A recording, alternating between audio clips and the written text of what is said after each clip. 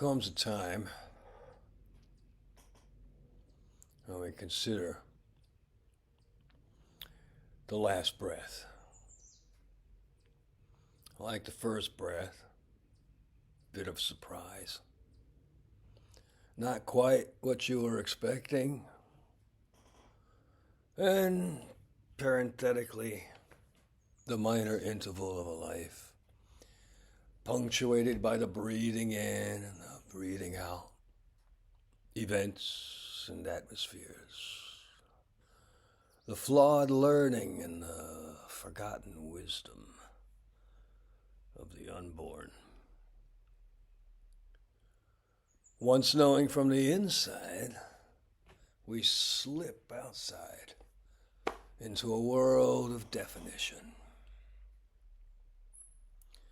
We become collectors of moments and memories, only catching but the briefest glimpse of eternal knowing. Such are the limits of the senses, our inventions, our distractions, our dreams. We live at our own peril in life. Life will be the death of us all. Even the sky only appears endless, mercifully blue or defiantly black and taunting, with stars, wanderers. Split by lightning and twisted with tempests, sustenance and severity wrapped in this flimsy cloak of wind. Not a chance in hell, but we gamble on the view, hoping for a glimpse of home. At the edge of the land, we find ourselves confronted by the sea, from which something like order stubbornly persisted in the swirling waves of numberless improbabilities, lending life to borrowed time.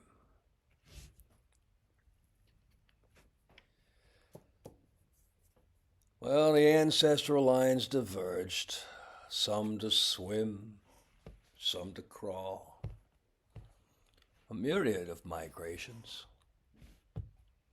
No one commanded them learn to walk, yet some who did crawl would surely walk.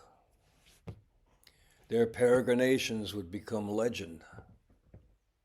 They walked up here only yesterday to Godot's Plateau.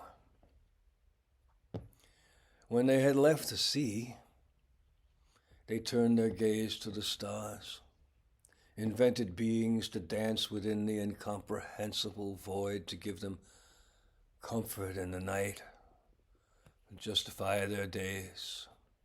And the ancestral lines diverged.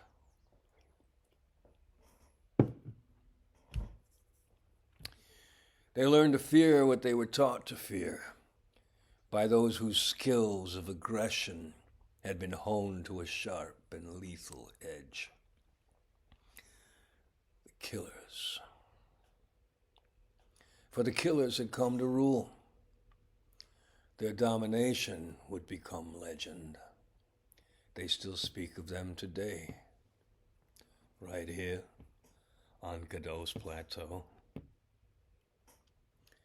And here, between the precipice of a perdition of their own design and the next great upward climb, they stand still, poised on primitive haunches in reverence of a vainglorious past, waiting for the commandment that will not come, for the one who will not speak it, for someone to lead in whom they might invest their trust. But the leaders have been outworn. Not one dwells among them, nor rises from the east. Though pretenders visit in abundance, Perhaps they will suffer them for but a little while. Perhaps they will again turn their gaze to the stars, forebears of us all. Remember what we have learned to forget. That spark of creation within us, the wisdom of the unborn.